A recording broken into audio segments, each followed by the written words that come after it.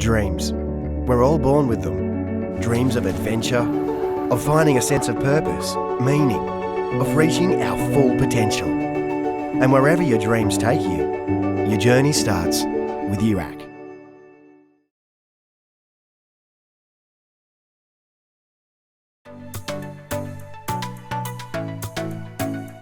Hi, I'm Sam and I study veterinary science at Charles Sturt University. Hi, I'm Maya. I go to the University of Sydney and I'm currently studying a Doctor of Veterinary Medicine degree. Hi, my name's Gemma. I'm studying the Bachelor of Veterinary Biology, the Doctor of Veterinary Medicine at Sydney University. When I first left school, I studied a different degree to what I am studying now. I was studying music. That was what I was passionate about at the time. When I graduated, I spent some time overseas, met a vet, realised that I wanted to be a vet, came back and worked for a vet who encouraged me to go ahead and study and really back myself in the area. So I chose to do a semester of a Bachelor of Science to try and get a good GPA and make sure I had covered science components that a veterinary degree required me to do. After fulfilling those requirements and working really hard and getting good grades, I interviewed for Charles Sturt University and got in. So now here I am studying veterinary science. It's unreal. So I did always want to be a vet. I think probably growing up, I just really enjoyed being out in nature and I really loved animals. So I got very into wildlife and I did some sort of conservation-based volunteering throughout high school. So that's the reason I originally wanted to get into vet school. So the reason I chose the University of Sydney, I guess first of all, there aren't too many choices in New South Wales and even in Australia. But I was looking at New South Wales. I've always grown up in Sydney.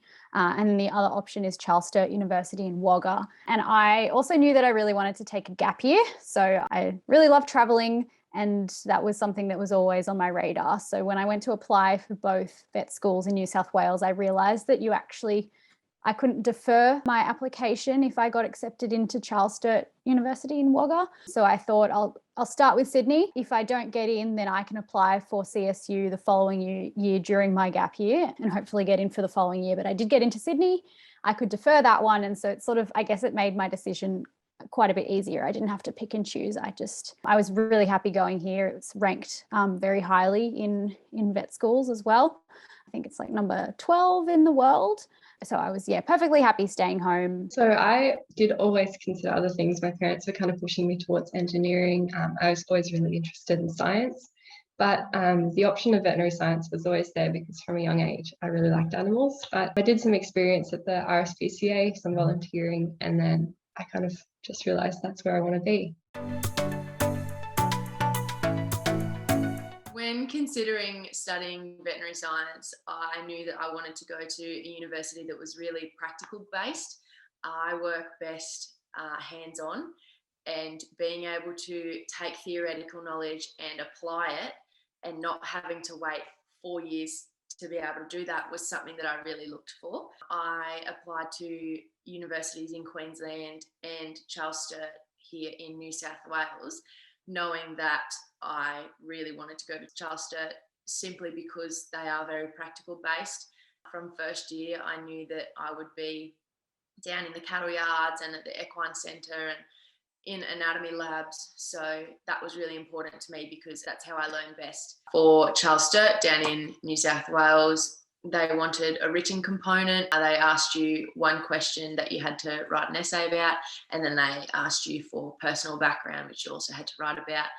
And as well as that, you had to interview. There was a process where they get all the applications, they read through them, and from there, few are selected to interview, and then from those interviews, you're selected into the course. However, that was emailed to Charles Sturt University, and you also had to apply through UAC so that they knew who to contact and all of that. I guess the gap year thing was quite a significant contributor to my decision-making process. The other thing is, though, that I'd heard from quite a few people that at Wagga they I'm not sure if this is actually true to this day, but I would assume it is, considering they're a lot more rural. They focus a lot more on livestock species, things like cows, sheep, pigs, things like that, which is great. There's quite a large job shortage in that industry, but it's not really my focus of where I want to end up in my career. So Sydney does have farm campuses out in Camden, and it is quite, we do a lot of livestock work, but from what I've heard through word of mouth, it's not quite as focused as Wagga, and it's sort of more focused on small animal practice. I want to go into wildlife eventually, so neither of those vet schools really focus on that, but that's all right. Sydney was, I guess, number one priority for me. If I hadn't gotten in, then I definitely wouldn't have, done something else in Sydney University. I would have then gone into state and seen what other vet schools would be out there for me. Having said that, I would have been quite happy to do like a science degree in some sort of ecology or biology or marine science field. But yeah, vet science was, I guess, always the priority. And yeah, I would have looked in other universities in different states. So when I was looking for my university course, I looked at both Charles Sturt University and Sydney University. Charles Sturt as an option because the ATAR for getting into Sydney Uni was so high. But my parents didn't want me to move out of state, so those were my two options. So I applied for both, and luckily I was able to get into Sydney University. The Sydney Uni preference was higher in my list on the UAC preferences than Charles Sturt. So when I got the Sydney Uni offer, my application for Charles Sturt didn't matter. So I did a Bachelor of Science just that one semester in Townsville at JCU, which offers a veterinary science degree there. So I had already been to the university and checked out their facilities and things like that before applying. Reason being is that I was already living in North Queensland, so that was just easy for me. When I was applying, everything was shut down and the borders were shut as well, so I couldn't get down to Wagga to check out any facilities or anything like that. So it ended up for me being word of mouth. I rang one of my close friends who is a vet. She did her equine surgeon residency in Wagga at Charles Sturt, and she highly recommended it, spoke to me about the facilities, and then gave me two people who graduated from here to talk to on the phone. I rang them, asked them all my questions, a complete stranger, and they were so great to talk to. They didn't, they didn't cut me off or anything. They really also sort of said the same thing. So I did go to the UCID Open Day. The first time I went was in year 10, I believe. Me and my friends were super excited about university, so we went along. And then I went again in year 12 when I was a bit more serious about actually considering what to study. I guess it is the only open day I went to because I was quite fixed on vet science, and I knew that the other universities, at least around Sydney, didn't offer that. But I still found it really useful going, knowing what I wanted to study, because it was a really great opportunity to speak to professors and staff members within the faculty and sort of get an idea of what to expect, what sort of things I'll actually be studying each year, what sort of areas of vet science are taught and are offered. So yeah, I thought it was definitely worthwhile, no matter whether you're confused which area you want to go into, or if you're really set on one particular degree. It's really great. Also, just, getting the vibe of the university, knowing what societies are out there, knowing a little bit about how to make your way around, what to expect, the scope of it, even just sort of getting an idea of the public transport routes, all really useful. So I do recommend it. In maybe year 10, year 11, I attended the Newcastle Uni open days and some UNSW's open days just to get my options. But in year 12, when I finally decided that I wanted to do vet science, I attended the open day in August, which gave me some tours and some introduction to subjects and courses and degrees. And then when I got my offer, I attended the information day, which was around December when the ATARs came out. And this was a really good opportunity for me to talk to people doing my degree and kind of meet other people at the university. The open days were really good because we could go into lecture theatres and have professors and lecturers talk to us about their subjects and give us a little demonstration of what the subject would be like. There was also some booths set up in the Great Hall where we could go around and talk to current students and other academics at the university to see what we were really interested in. The application process for Charles Sturt, there are just pages and pages of information which you can really get a good understanding of what they're chasing from that, and it correlates with UAC's information. As well as that, I had several phone calls just wanting to double check that I had things under control and I wasn't missing out on anything. So I had several phone calls to the university as well as UAC, making sure that they, again, both aligned with each other and everything was spot on. It really wasn't a hassle for me. It was pretty easy. To be honest, I didn't find it too difficult. I think my getting into uni experience was a little bit different from most people because I knew what I wanted to do. I didn't have many choices. It was quite a straightforward process. So I was pretty lucky in that sense. I had spent like a term at my local GP vet for Duke of Ed in year 9, I believe. So I had a little bit of that, up my sleeve, just having done very, very basic things with dogs and cats. Even just observing things is just as, that can go on your application just as much as actually having performed things like procedures and holding animals and things like that. I guess the main experience I got with animals throughout high school, though, was a hobby, and that was volunteering at the zoo through a youth program called Youth at the Zoo. Again, that's sort of my passion for wildlife that led me to do that. And that was a holiday program where young people attended and did sort of education days and did like campaigns with the general public throughout the zoo about certain conservation projects that the zoo was working on, such as recycling programs for mobile phones to protect gorillas and stuff like that. So that was the main thing I did. I also did work experience in year 10 at the Taronga Wildlife Hospital. And then they invited me back a few school holidays after that. So that was a really great, I guess, insight into what it would be like to work in a wildlife hospital, which I guess would be my ultimate goal. So that was I guess those 3 are the things that I had already completed before even considering the application process. And then when I did look at that commitment statement quite early on, a few months out, or maybe early on in year 12, I thought, okay, let's get a couple of these things ticked off that I haven't done. Like I contacted a local horse riding school and I went back to the vet that I'd done Duke of Ed at to tick off a few more of those tasks. So Sydney University has a requirement for the Commitment to Veterinary Science statement, which is a form which just details all your experience with animals. And one really important thing to note with this application form is that you have to include references from any place that you do work experience or volunteering, so you have some supporting evidence for your reference. This form kind of details everything that you've done before and lets the university know how enthusiastic you are about studying vet science because there's just so many applicants. I worked with cats at the RSPCA and in the clinic, so I just detailed my handling experience, like assisting the nurses in the clinic and helping the adoption animals, like giving them their medications, like handling them, cleaning their enclosures, that kind of thing. There's a specific question on the application form that asks about your one way that you helped an animal, and you just have to detail what you did. And I think I described giving them their flea treatment.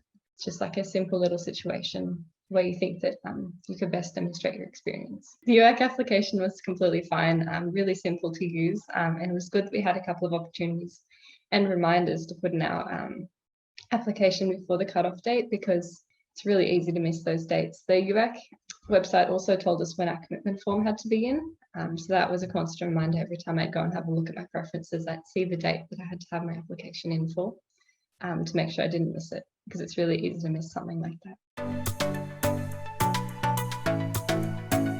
Before I started vet, I was under the impression, and also had been told many times, that it was going to be extremely difficult. It was going to require a lot of work in my downtime and all of that, which is to be expected with any medicine degree. I had experience in the field working as a vet nurse for an equine vet. So I was used to dealing with large animal and large cases. We weren't doing too many molecular type things. And coming to uni made me realise, even with the science education that we learn at school, it made me realise just how small and how much is going on inside physiologically that we just do not realise. There is so much to cover. So that's probably one thing I wasn't aware of and had a bit of a tough time getting my head around. But for the majority, I am working just as hard as I thought I would have to. There is a lot of pressure, there's a lot of stress, but for the most part, I was aware that that's what it was going to be like. And I think coming into it, I'm very lucky that I assumed that, because otherwise I don't think I would be doing too well. So we'd had a few like presentations during school lunches and stuff from different universities. I guess the one thing that those presenters always really stressed was getting involved in like extracurricular university life. And so I guess I did have this image of walking in and, you know, having heaps of friends and going to social events all the time and chilling out and walking around this amazing campus. And all of that is true, 100%. I just suppose you don't think about the massive workload you also have that you have to juggle. So that was the one thing that I guess, you know, when you start, you get a little bit bogged in work, especially for vet science. But yeah, it has been great. And I guess like my expectations were exceeded. I've made a great group of friends and yeah, we have time to be social and everything, but there is. Yeah, so I understood that university would be really self-directed. There'd be a lot more work, there'd be a lot more independent research and just self-directed learning. But when I got to university, it was pretty much the same as what I expected, but the level of academic, like the academic level was a lot higher than I expected.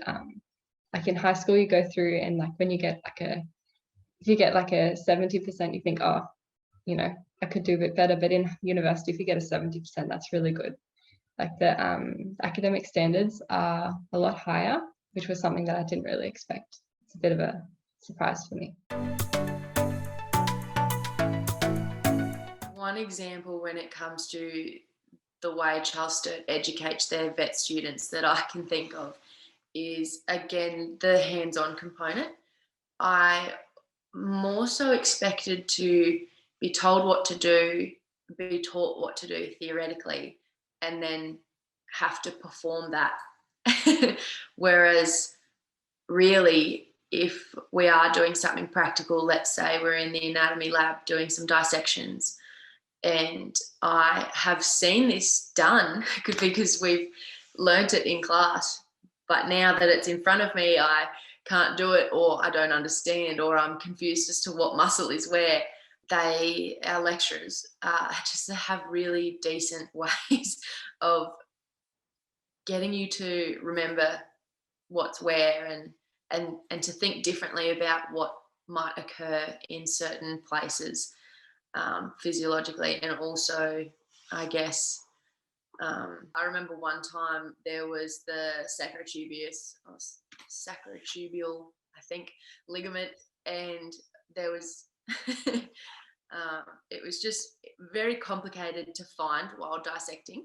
And when we found it, like, it was quite obvious, but we weren't too sure that we had found that in regard to maybe another ligament or something like that. And one of our lecturers came over and explained to us that we know that this is the sacrotubial ligament because it is located here, and we can remember it now because when you're doing some kind of procedure, you can do like sutures around that to pull something out. And I guess not having seen anything like this before for most first years, it's quite different.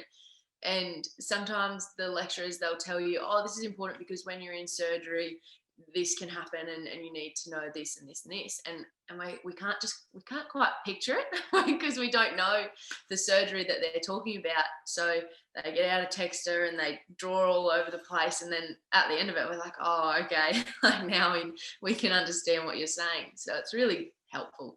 Getting into vet science, if you are lucky enough to get in straight out of high school with your ATAR, then the pathway, because a doctor of veterinary medicine is purely postgraduate, but you can secure yourself a spot by taking sort of a shortcut pathway, which is what I was really lucky to do. And so I did, basically you do 2 years of what they call a Bachelor of Veterinary Biology, and then having, making sure you've passed all those requirements, then you get straight into a Doctor of Veterinary Medicine.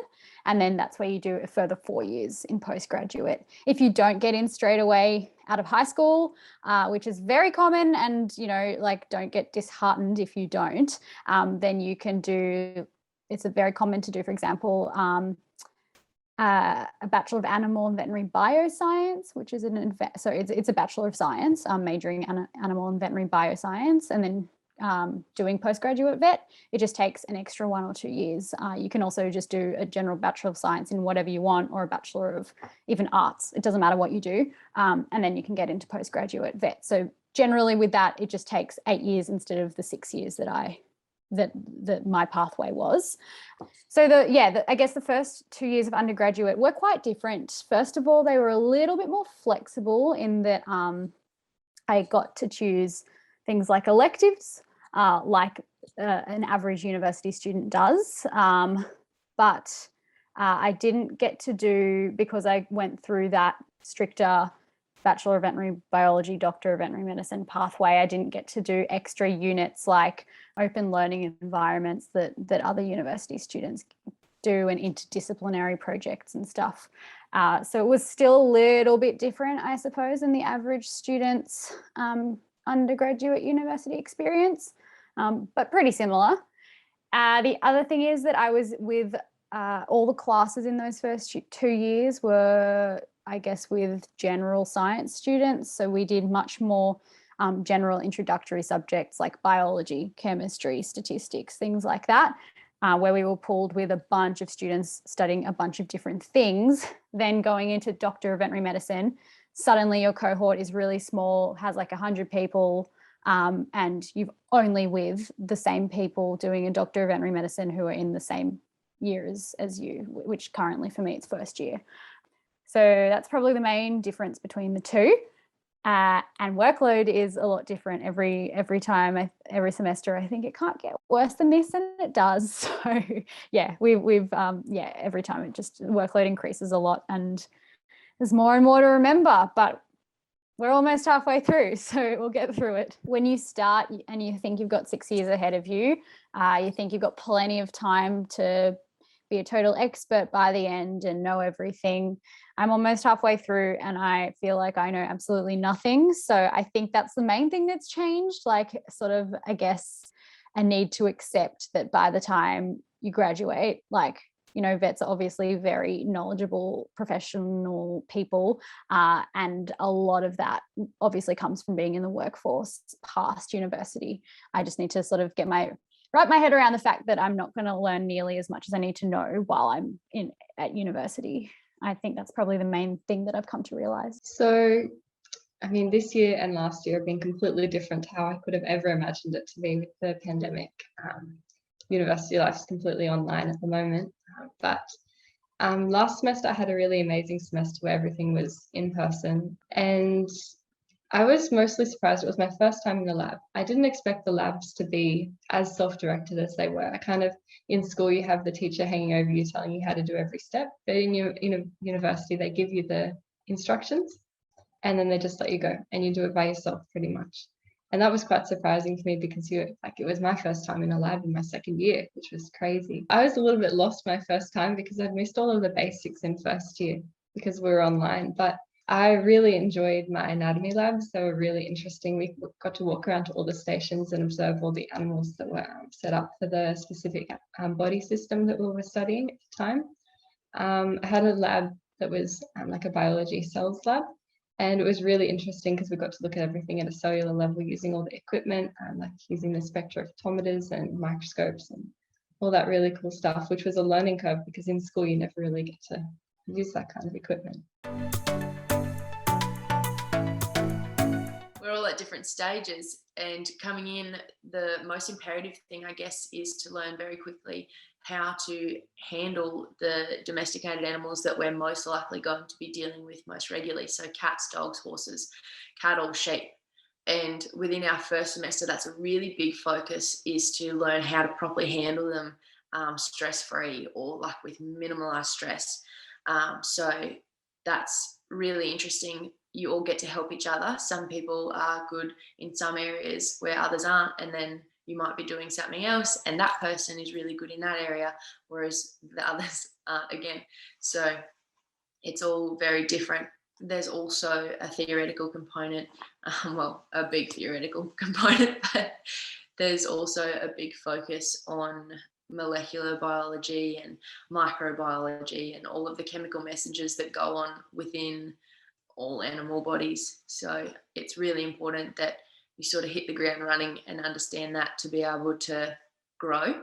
And so throughout the degree, you start with quite minuscule things going on inside the body and gradually build up your knowledge, and you're able to then work out the epidemiology of something as to why something might be occurring here. Okay, well, what's going on in this area? What could be causing it? So I think that's really important in your first year, is to get the foundations right, and then you're able to move on through your second and third year and really build on that biology sort of knowledge that you've acquired.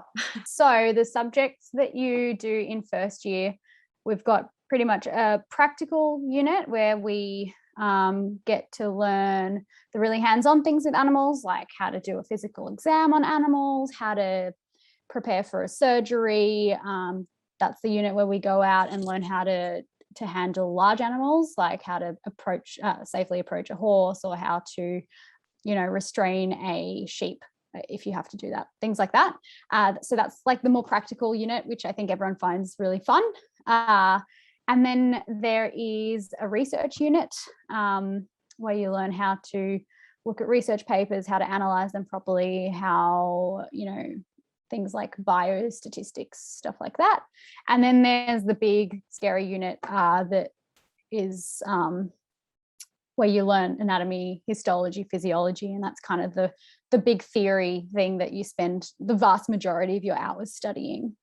So that's what we generally do throughout all of first year. But first year is really focused on learning. When I say first year, I mean first year postgraduate. So first year doctor of veterinary medicine is really focused on learning the normal animals. So body systems and what to look for in the normal animal. And then once we've got that really got those fundamentals down pat, then next year is when we start to learn things like disease processes and how to manage those. And then in third year, obviously I'm not going into detail because I don't know exactly what the units are like. Third year is when you do more medicine-based stuff. So you start to learn a lot about like pharmaceuticals and what different medications do for different conditions. And then in final year, which everyone gets very excited about, is just a complete, like a full year of placement and rotations. So that's when you spend 1 month times 11, so 11 months altogether at different vet practices, whether that's like small animal practices, large animal practices, wildlife, parks, things like that. So first year is really broad basic science. So I did chemistry, biology, and some statistics, which was a bit of an introduction. And in second year, I did statistics again, and some anatomy subjects, and some like cells subjects, and molecular biology kind of subjects. But as I understand, further subjects from here are more veterinary science based and medicine based, so looking more into anatomy and disease.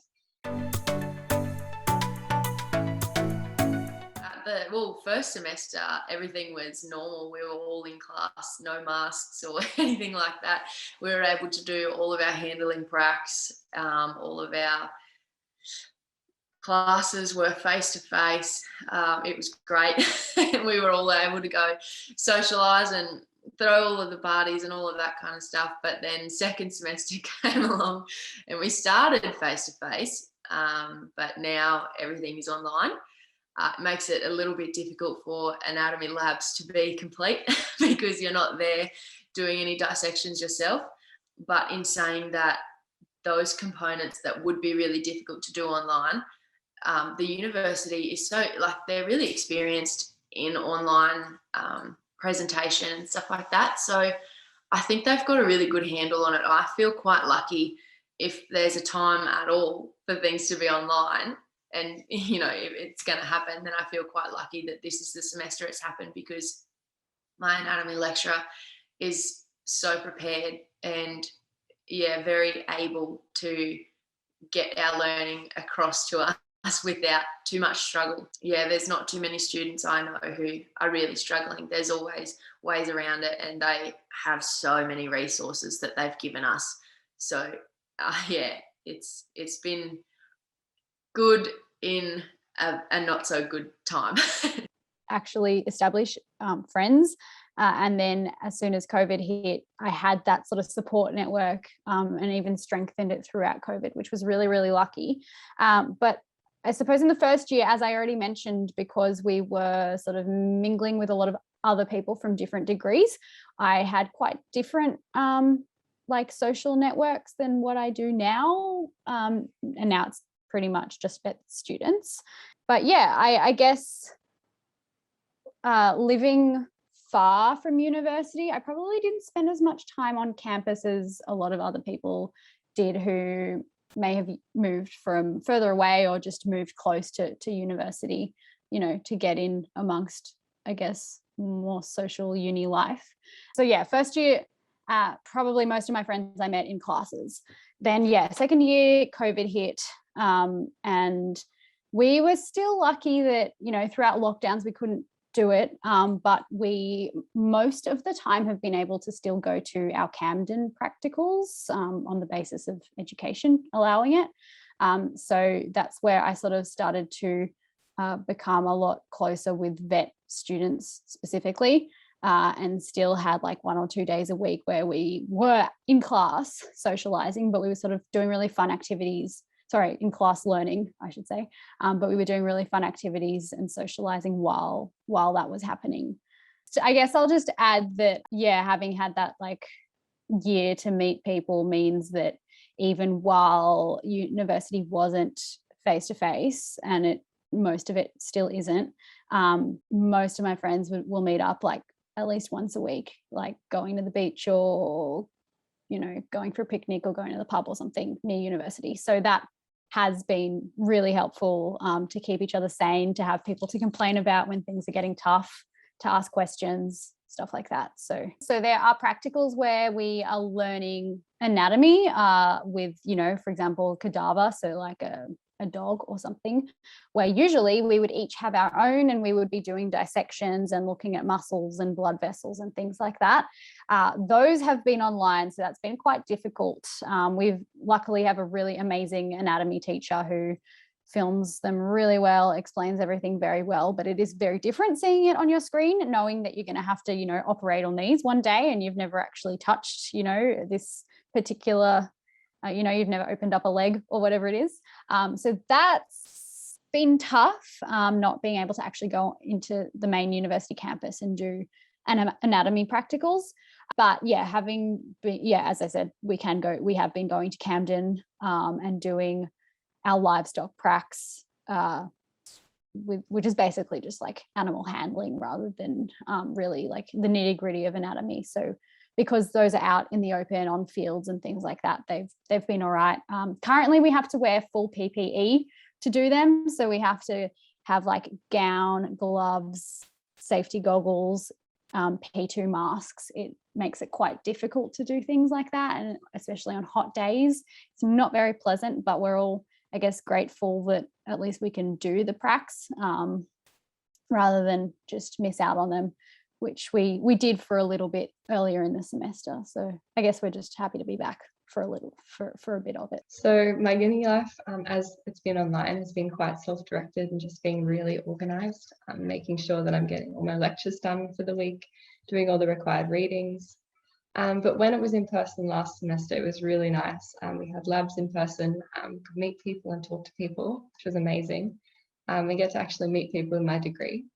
The university also has a group of amazing societies that you can join, which is a really great way to meet a lot of new people. And last semester, since it was in person, I had the opportunity to join a few, which was really nice. So I expect university to be so much fun when it goes back to in person next year. Again, I know I've said this before, I'm a really physical, hands-on kind of learner. The thing that has made me enjoy my course the most is definitely the practical component. There are, and this might be funny for a first year vet to say, but there are definitely times where you're in class and something's hard or confusing, or it's not really clicking.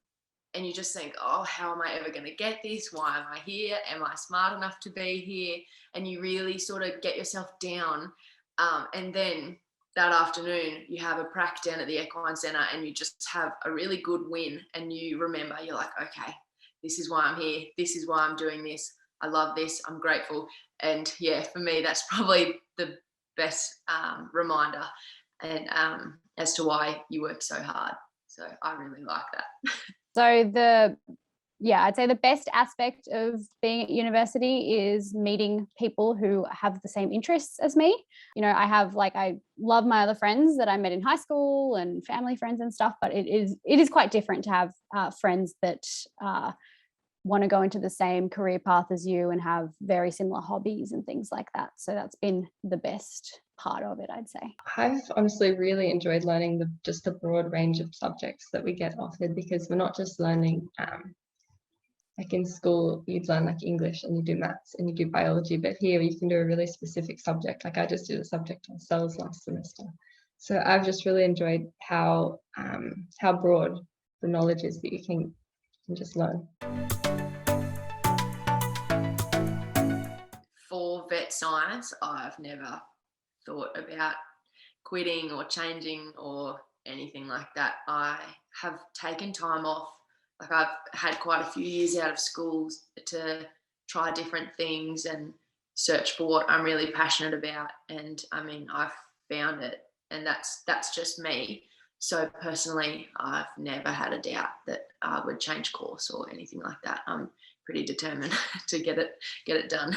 No, I haven't. I really enjoyed earlier years when we did more sort of ecology, biology type, like general biology things. I am quite a nature person, I guess. As you move further and further through vet, it becomes less about, general biology and doing all those other aspects of it, like genetics and ecology and stuff like that. And it gets very clinical, where you're talking about body systems and medicine and things that you expect a vet to be doing. In my career, I want to be sort of combining the two. So that's one thing that I've missed, and I would have been really happy to do a degree in some sort of other science field. But I think that's quite different to what most people like, and most of my friends were sort of happy to leave that sort of side of science behind and just go back into the more narrow, like clinical stuff. So no, I've never looked back. I'm still really, really happy with what I'm doing. I guess just as someone who wants to do wildlife medicine, sometimes, I currently work in a small animal hospital with dogs and cats. Sometimes I think not really what I want to end up doing, and I hope that I can get past the stage of working with those domestic animals and will eventually get into wildlife medicine. I think everyone has some doubts as university goes on whether what they're doing is for them. I've had a couple of times where I'm thinking, I could just go do a science degree just to major in something that's really interesting to me. But in the end, I always remember that I set out this degree because I've really enjoyed looking after animals, and I've wanted to do that since I was young. So that's the thought that keeps me going.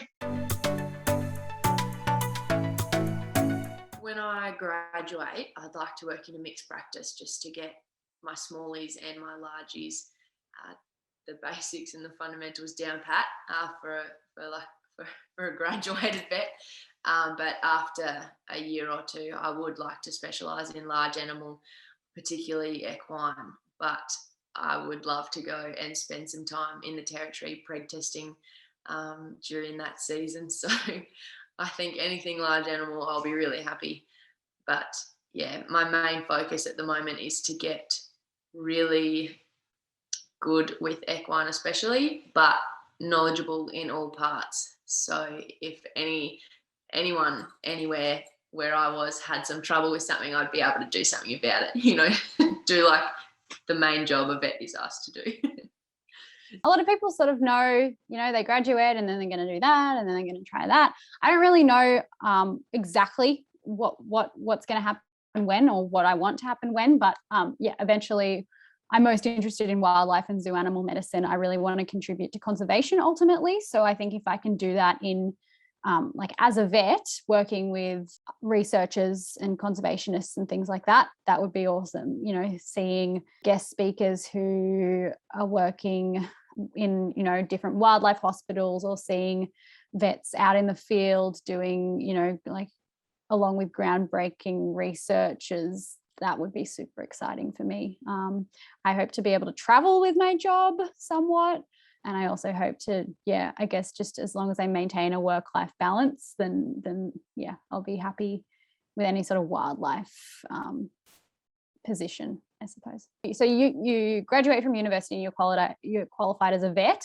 That doesn't stop you from being able to work with wildlife, but to be, for example, a zoo vet at Taronga Zoo, there is a specialisation that you have to do, which is apparently also very difficult to pass those exams. And beforehand, you have to have had a lot of experience even to be able to sit the exams and have a lot of supervisors in the wildlife area. So you're allowed to work with wildlife, just having a qualification as a vet.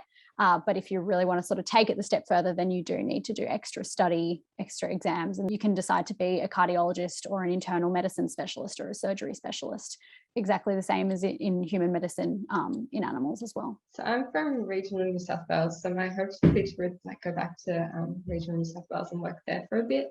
But I'd also really like to travel and work for a couple of years just to see the world and also experience just animal care in other countries and their standards. Because here we get qualified to work in the UK and America, so we have the opportunity to travel and work. I think there are some qualifications that we have to meet, maybe re-register in other countries depending where we're going, but the UK and the US, as far as I know, we're able to work. The most important factor of remaining driven and disciplined and willing to do the amount of work that's required and the amount of study for me, and something that I would really highly encourage, is to always go back to either clinic or go back to a farm or somewhere that you can get hands-on experience if it's not offered to you, or if you're in COVID times where you aren't allowed at uni or something like that, just to remind yourself of why you're here and just how much you really do love it. For me, that's probably the best bit of advice that I can give, so that you don't get drowned in all of the work that you're asked to do. Don't do it for the money. Vets don't get paid well. So if you think that they're going to get paid similar to doctors because they have a similar skill set, absolutely not true. There's no government subsidies for giving your animal vet treatment. So there's nothing like Medicare or anything like that. Even though it is expensive to take your pet to the vet, it's because healthcare is expensive and the government doesn't pay vets to do that. So don't do it for the money. Do it because you're passionate about it. If you start and you want to change, don't think like you're 3-4 years into it, it's too late, because it's not. But it is really great. The people you meet, you're going to love. The biggest tip that I could give someone to going to this degree is just to stay organised right from the beginning, because it really builds up really quickly the amount of work you have to do. And if you can set that sort of organisational skills right from the start and keep them in place the first year, they'll just become habits into your second and for the rest of the degree. UAC represents many institutions across New South Wales and the ACT. The universities featured in today's webinar are a small selection of the many institutions which offer the courses discussed today. Students should research all university offerings so they can make informed decisions regarding their future study.